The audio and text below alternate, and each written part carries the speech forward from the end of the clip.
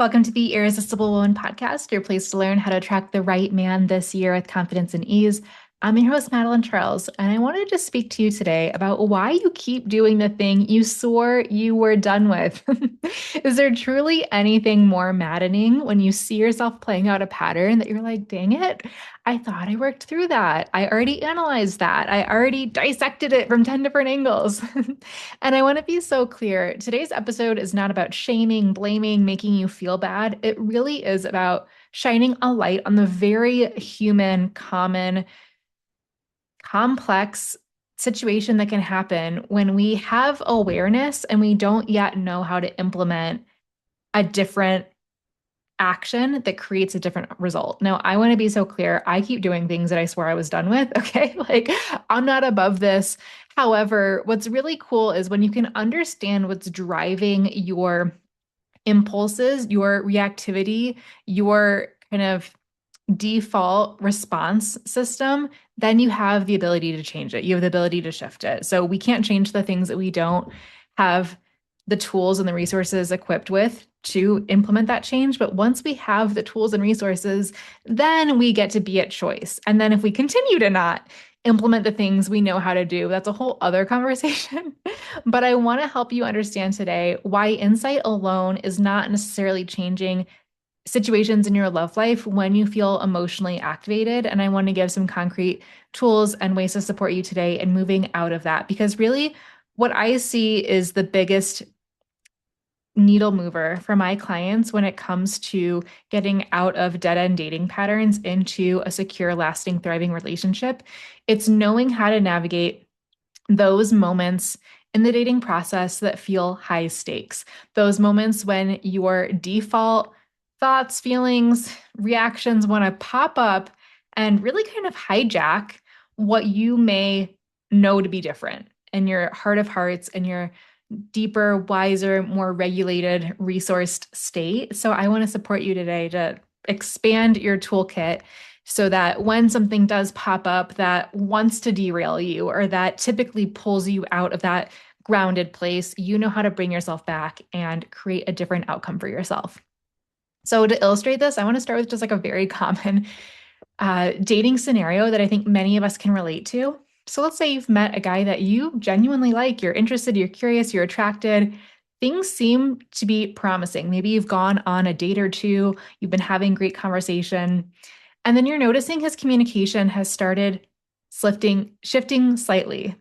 Maybe he's become less engaged. His outreach, it's a little bit more sporadic, or it feels a little bit more surface level, or he's just not as engaged and inquisitive as he had been previously, or maybe it's actually getting a little bit more intense and he's reaching out more frequently and he's wanting to make plans and jump ahead. And every day it's, hey, beautiful, good morning. And how's it going? And you're like, whoa, right? So, either end of the spectrum, you start questioning things. Maybe you feel a pressure. You either feel pressure because he's pulling back and you're sensing that distance and you're now questioning what you've done to make him pull away.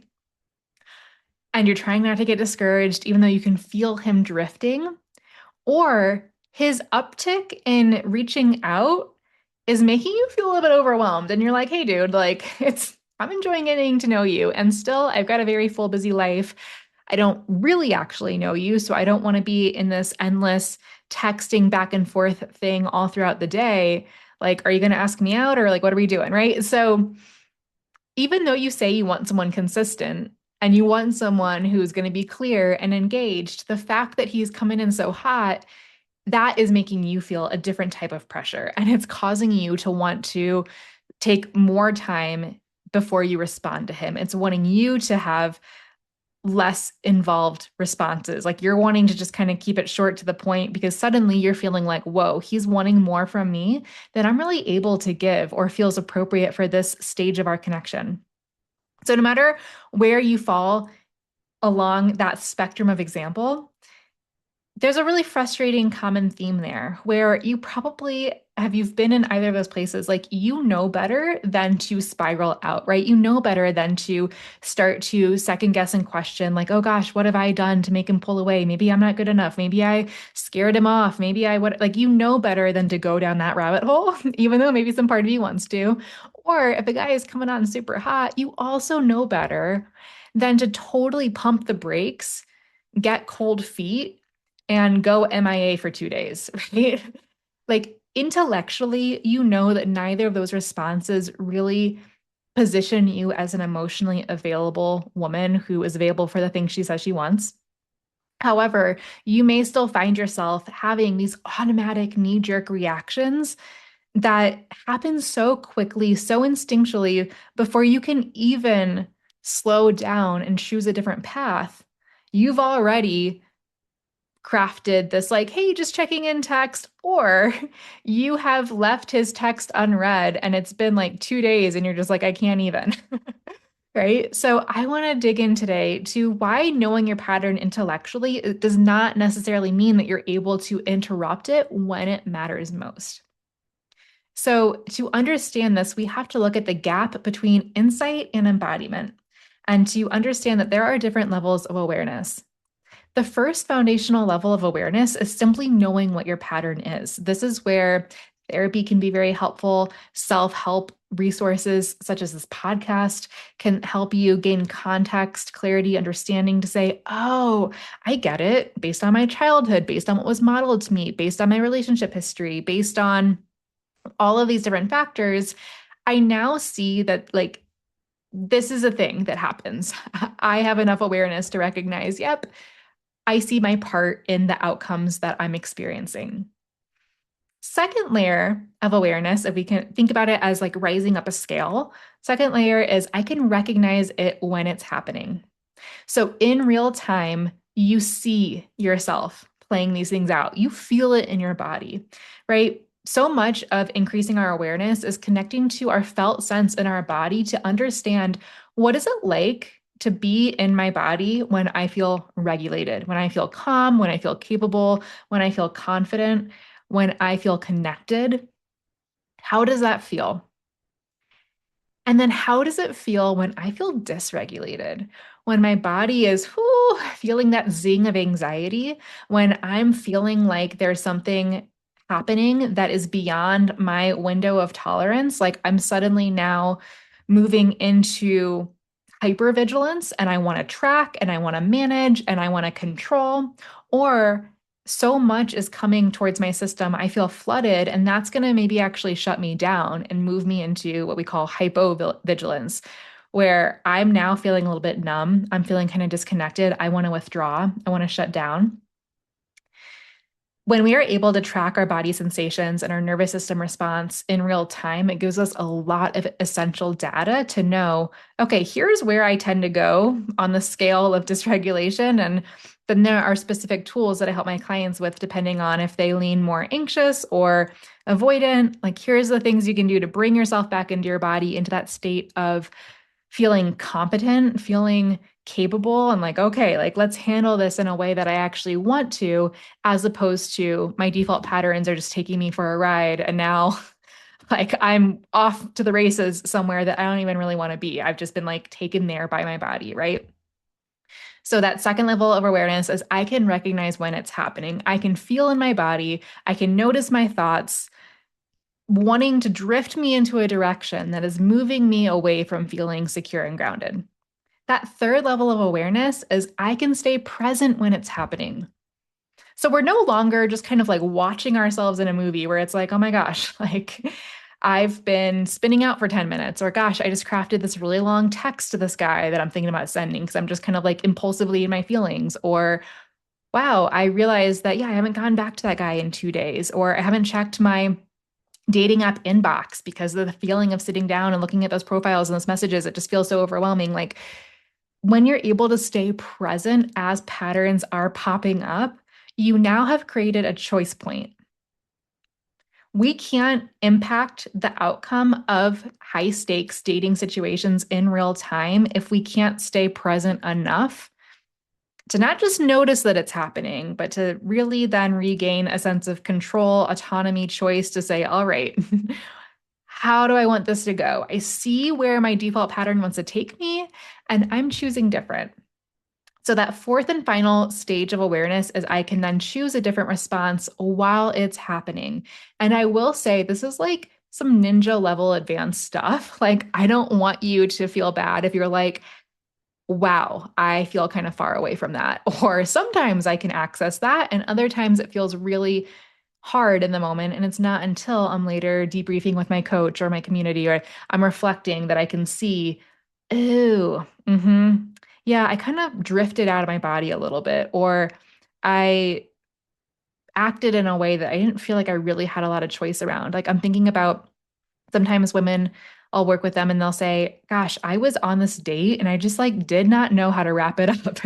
Like I was ready to be done. We'd already spent a significant amount of time together, but I just kind of let it keep lingering because I just kind of felt immobilized. I felt kind of stuck. I felt obligated, right? And so that's a great example of like, okay, let's notice what's happening in your body in real time. Let's bring you back into your body, and then let's be able to support you to affect a different outcome in the moment.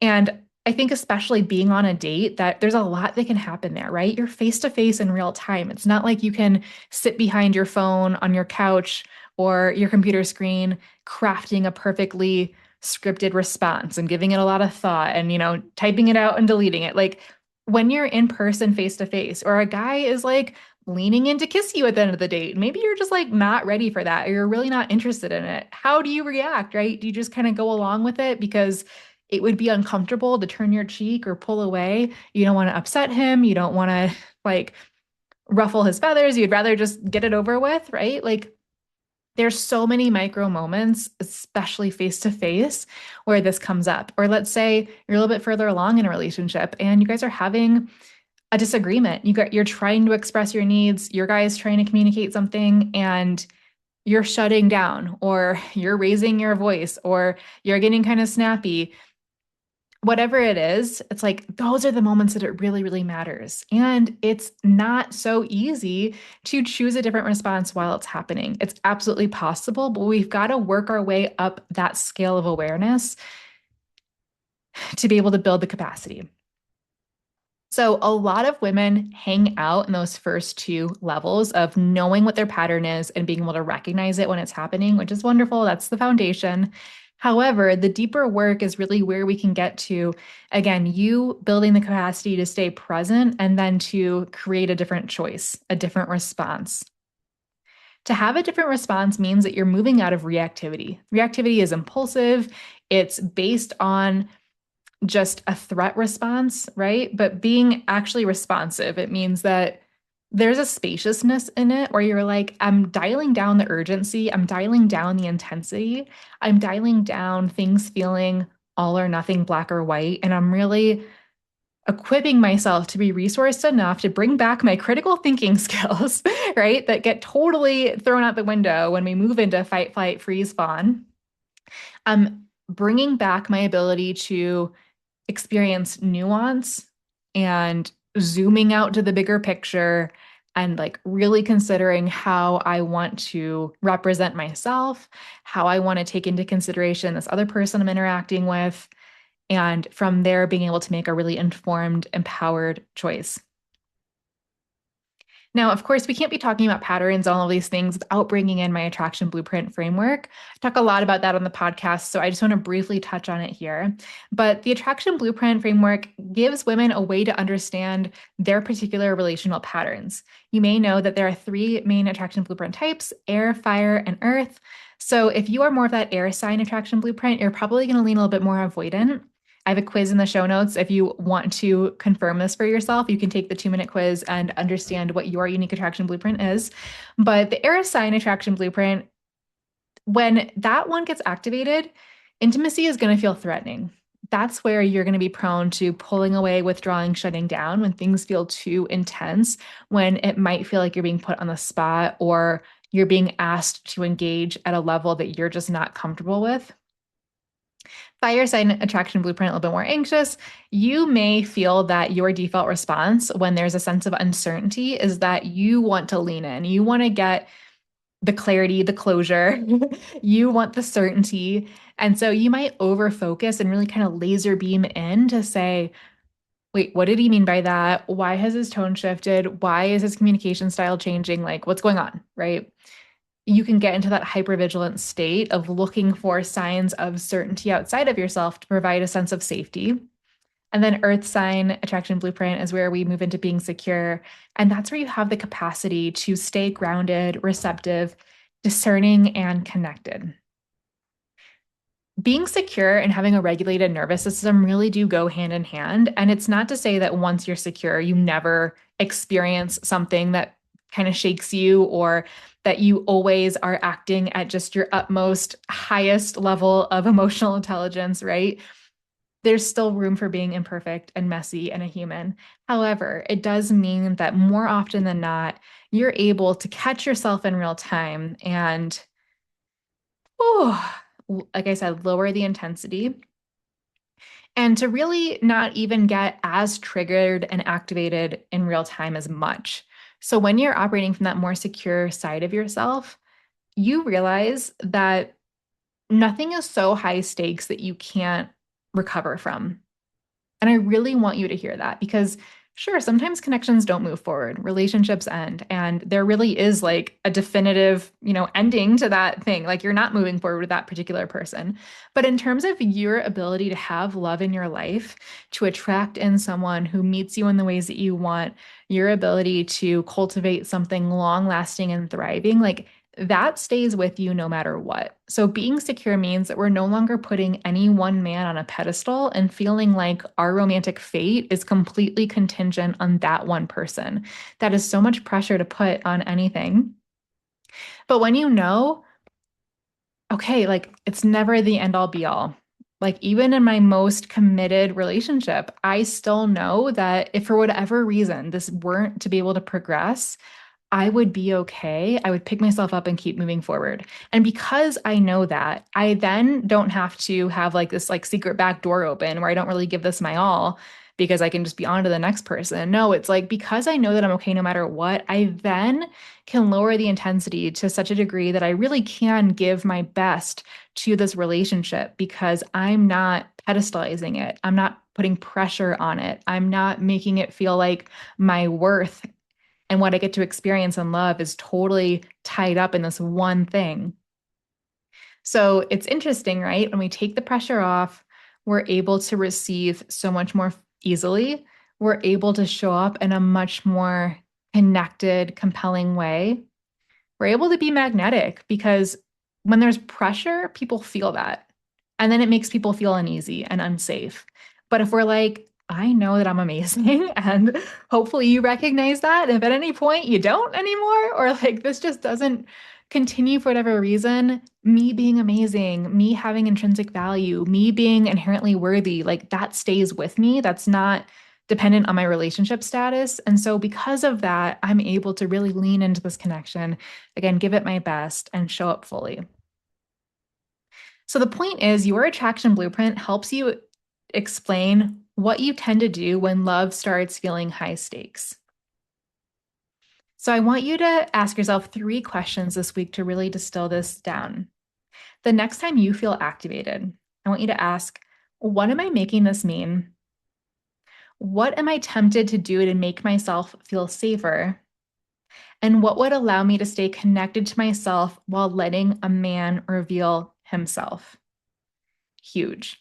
Men are always going to reveal themselves. They're always going to give you the answers that you are looking for, the clarity that you're seeking. It's going to come. It comes through him demonstrating his intentions, his values, his energy, everything just over time. A lot of times we want answers now because we think that that's going to give us a certain level of control. When really, if we just let things breathe a little bit, right? I'm not saying like be strung along forever, but if you're like, do I actually need to know the answer to this right now? Or can I let a man demonstrate that in his own time? And then I'll have the real clarity rather than me forcing an answer because I feel like I need that. okay, like this guy's going to show me. Like, does he really have the emotional availability to show up consistently? Or, if I tell him, hey, I love that you want to be in connection so much outside of seeing each other. I am quite busy, so my responses might be a little bit short or sporadic, but like I still very much want to be connected and I look forward to, having more in-depth time together in person. Like, let's see if he respects that. And we need to see a man's capacity over time. This is not about just getting an immediate response and then checking a box and feeling like you have the full picture. So, you being able to create that internal safety and move away from urgency, scarcity, pressure, it means, again, letting things breathe probably a little bit more than you are accustomed to. And that especially is significant if you lean more anxious. If you're a little bit more avoidant, letting things breathe is probably what you're like overly comfortable with. And your opportunity gets to be, have I made sure that this person still feels connected to me? Or have I allowed myself to move onto an island? And now there's the space and the distance that I've been craving, but maybe this guy doesn't really have a clear indicator of how I feel. So, can I allow myself to lean in a little bit more, still uphold my boundaries, set a clear expectation, but give him a little bit of something to work with, so that he knows I actually do still want to talk to him? So, of course, everything we're talking about here, it's going to be nuanced and personalized to you specifically with your unique patterns, your unique attraction blueprint. But I wanted to offer you today some different things for you to take and play and run with so that this week, as inevitably things pop up that want to push your buttons, you're like, wait a minute, I see what's happening and I'm choosing different.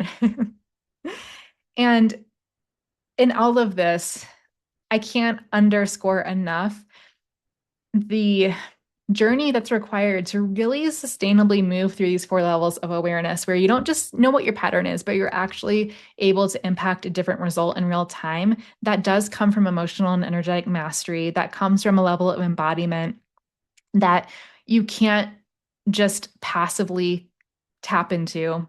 And that is one of the reasons why I created the Irresistible Woman Activation Live, my 3-day in-person transformational love coaching event this fall in Denver, because I don't want you just to like listen to this on your couch or while you're going for a walk or working out or whatever you're doing and to hear it and be like, yeah, that makes sense. And then like, a couple of days later, you're back in that same pattern that you were. I want you to have the opportunity to really impact change in real time that creates a lasting, sustainable result in your love life. And that's what we're going to be up to this fall in Denver. So I want you to check out the event page. And just a little note, I recently completely redid the event page. So if you've looked at it before and maybe it looked interesting, but you had some questions or you weren't fully clear on exactly what we were up to and who it was for, I want you to take another look because I promise it's going to land much more deeply and you will know if this is the room for you.